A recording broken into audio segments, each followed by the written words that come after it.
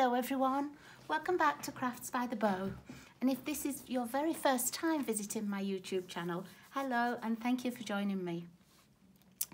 Today it's the 1st of July and the first Wednesday of every month I belong to a group of demonstrators around the world who all post a video. And we always have a theme or a colour or a certain stamp set that we're using. And this month it's flags and the flag for your country. Now it just happens to be Canada Day here, and so it's already sort of like a bank holiday special stat day. And I'm going to use both red and white for Canada and red, white and blue because that's my UK flag. I come from England, as you can probably hear, but I'm just living in Canada right now.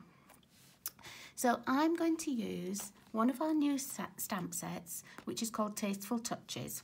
And I'm going to make, or show you how to make, little pouches just from a simple piece, a 6-inch square of designer series paper.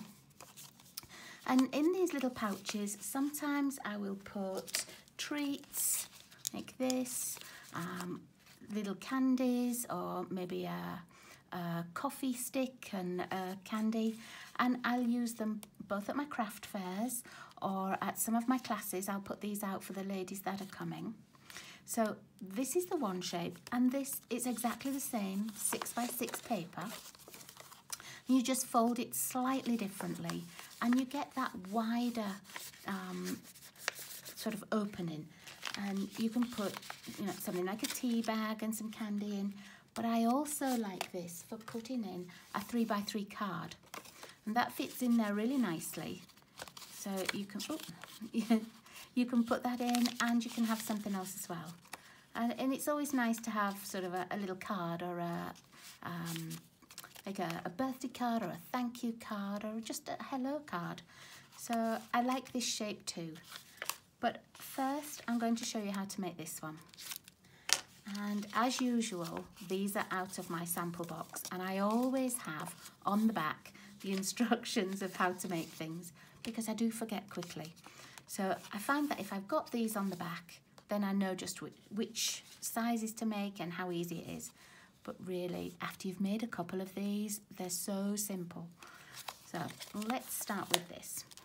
And as I say, I'm going to use red, white and blue. So I've used the In Colour Designer Series paper, which actually comes in 6x6. So that makes it even easier. You don't even have to cut anything. I do make these for craft fairs because you get 4 to a piece of designer series paper. So it only costs you pennies, really, just to make the outer packaging. And, you know, you can sell these really easily on craft fairs. Okay, so my first piece is my 6x6, and the most important thing is to decide which piece of the pattern you want to be on the inside. So I like having sort of the patterned piece here because that's what I see most of. But when you've got it full, let's pop something back in. When you've got it full, you only see a little bit of that pattern. So if you've got a favourite pattern that you want to be on the outside, then choose that when you're deciding on your folds and everything. Okay, so I'm going to fold mine this way. I want this piece to be showing and this to be on my outside. And all you do is you fold this exactly in half. And just make sure that those top corners line up, and then you can just easily go along, and with your finger you can just fold it. And that's really all you need to do. If you wanted to put it in a scoreboard and line it up and score it first, you can, but you really don't have to. It is sort of an easy fold to do. Okay, sorry, I just dropped my scissors, had to pick them up. Okay, so to make the sides, what you do is you start at the top and you measure down on the left-hand side to 2.5 inches, make a little mark. Start at the top again, down on the right, measure at 2.5. So that's what I'm going to do now. I'm going to put it here, 2.5 and 2.5. So I've got my two little marks here and here, and that just helps when you're folding these edges over. If you don't want to mark it, you don't have to. And after you've made a couple, you sort of know roughly whereabouts you're going to fold it over to. So I'm going to take this right-hand side corner and I'm going to put it up towards that little mark, and I'm just going to gently press it down. I'm not going to fully squash it down yet, just in case I need to move it a tiny bit. Okay, and then I'm going to take the left-hand side and I'm going to do just the same. I'm going to fold it over, and that, see those two marks? I'm going to go aim towards that mark. But now, because I've got this piece already folded, I can just fold along that line and sort of use that as my template. Okay. And I just wriggle it about a little bit until I like where it's lining up. I'm going to make that one go on the inside because I like this side better for the top, just because it goes right to the edge there. Okay, and then I'm holding it. I'm not going to glue it. I'm just holding it down, and I'm going to take that top flap and fold the one piece over. Now you can see that sometimes this doesn't line up exactly, and that's why I don't squash it down too much, because I will just manipulate it a little bit until it's a little bit more level, or I like it a bit better. Yeah, I like that better. So now I'm just going to squash it down with my fingers. I'm still not using any adhesive. And that's our basic pocket made. Okay, really easy. If you want to put a little glue dot on here, you can glue that down just to make it easier. But we're going to put sort of an embellishment on the top, and I find that that holds it down even better. So what I've got out is my little Misty Moonlight ink, my little blue ink. I do have the full size. This came with my paper pumpkin, and I'm using this one at the moment. And I've chosen this sentiment, just the "You are the best" sentiment. And all I'm going to do is, when I open my ink, all I'm going to do is just stamp that. Let's just make sure we've got a lot of ink on there. I love these little square ones when I'm using my Stamparatus rather than the big ink. I think it works much better. It's just easier to sort of put the ink onto the stamp, and you don't have lots of extra ink from the big pad going onto your Stamparatus plates. Okay, so I've stamped it twice because I'm not quite sure which one I'm going to use yet. What I've done as well is I've used the dies that come with this set, and I've got both the circle and this little, I don't really know what shape you call that, but that little shape. So I've got those both out, and I'm going to make one of each because I don't know which one I want. So I'm going to cut one like this, and I'm going to make sure that the writing is towards the bottom of the die. And then I'm going to use the bigger of the circles, just line that up, and I'm going to pop it through my big shot cutting machine so that I've got both of those cut, and I have actually already done them. So that's what I've got. And as I say, I don't know which one I'm going to use yet, so I've just got a choice. Okay, then I've got another little piece of scrap white, and I'm going to stamp the flower, and I'm also going to stamp this sort of like branch or just leaves. I'm going to stamp one of each. So I've got my real red, ready for the red in my red and white and blue.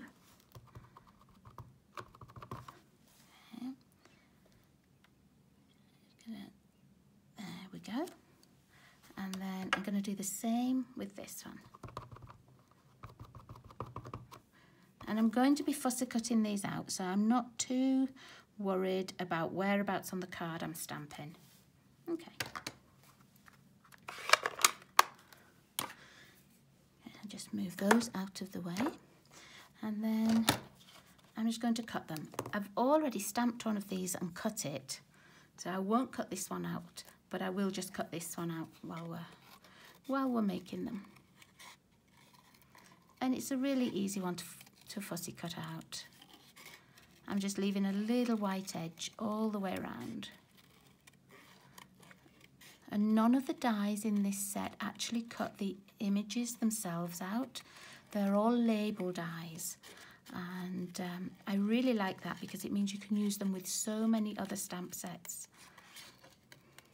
I think it's a really versatile way of getting banner shapes and other parts for both images and for writing. But I really like when Stampin' Up! Do that. And it gives us lots more choices. Okay. Now, you might remember that I used this set before and I used the blender pen just to get a little bit more of my colour. And so, just to show you, I have actually stamped the same image twice. And then I used my blender pen and I just coloured over. And your blender pen picks up a little bit of the ink and you can easily colour in with that. So if you wanted something a bit more solid without having to do lots of colouring or use lots of different inks, you can just do that too, and then just wipe off your blender pen. It will stain on the end, but once you use that again, that pinky colour doesn't come off. Okay. So you can choose whether to have just the image or whether you want the image coloured in. I'm using just the image for this one. Okay.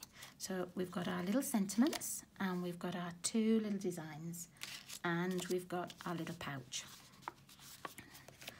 So if I was making these and I knew that it needed to be maybe more feminine, I'd probably use the flower. But because I don't really know whether I want these to be for a man or a lady, I'm going to use the branch on this one. And I'm going to attach the branch onto this piece. So let's find some glue.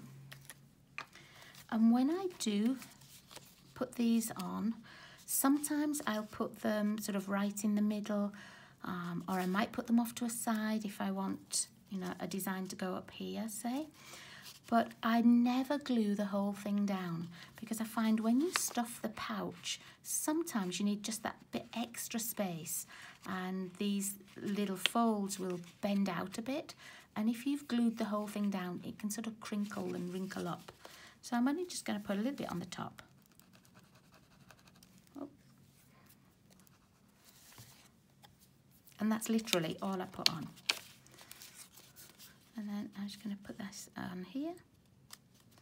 Just hold it down for a second. And then I'm going to attach my little branch shape. I'll put a little bit more glue there. There we go. I'm just making it so that I don't obscure the writing. Now, if it does bother you too much that this is sticking up, you can, as we said earlier, pop a glue dot under there and that will just keep that flap down, but it won't make this piece attach. Just put a glue dot there and so you can see. So I've got my glue dots. I'm just going to take one off with my scissors. And stick it on the flap itself. Stick that down and then that bit won't keep popping up. You could also attach like a little glue dot on here and that would keep that just from bending backwards a little bit. And let's pop a little bit on there. I'm just careful not to put it on where these folded edges are. Okay, and then all we need is something to put in. Now I've got this nice little Girardelli sea salt and almond, but I wanted a bit more red. So what I've done is I've taken some of those little red and white mints that you get. Now I'm just popping some of those in. And that's it. So there we are. That's the basic little pouch for it. Now, I did say that I would show you how to make the same pouch, but slightly larger. So with this one, you can see it's still a 6 by 6. You still fold it in half, but instead of marking the edges at the top, you mark the bottom. So I've got a piece of This is last year's designer series paper. It's not a current paper at the moment, but that doesn't matter. So I'm just going to decide that I want this on the inside. I'm going to fold it over, squash it down with my fingers, and then our markings are going to be across the bottom here. So I'm going to make a pencil mark at 2.5 and a pencil mark at 6. I know you can't see that on camera just because of where my designer series paper is sitting. So 2.5 and 6. So here we are. Now I've got these. And then this time, let's get this one to show you. This time you use that little pencil mark as your base and you fold across the bottom. So that's my base one, and I'm going to fold across the bottom. I'm not squashing it all the way down until I know that's where I want it. Then the same at the right hand side. That's where my little pencil mark is, and I'm just going to fold across. Okay, I'm going to squash it a little bit, but not fully. And then when you fold this top piece back, it sort of nestles into that gap. It doesn't fold over the top. So what I tend to do is, for this one, I do put 2 little glue dots. So I'm going to put one just under here. And then I'm just going to put one on this right-hand side little corner. Okay, close those down, and then that one. And that way it just keeps it sort of closed. Okay, and then you can squash along, or you can use your bone folder.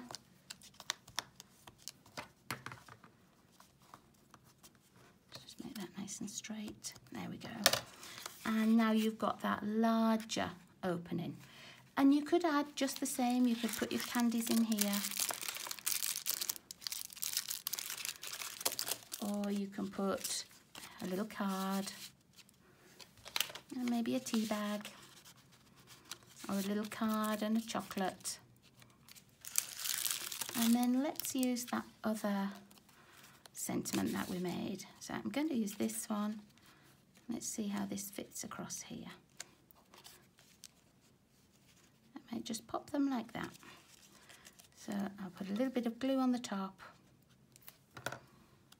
And I'm going to put it so it covers over where our edges meet here. And then a little bit of glue on my flower.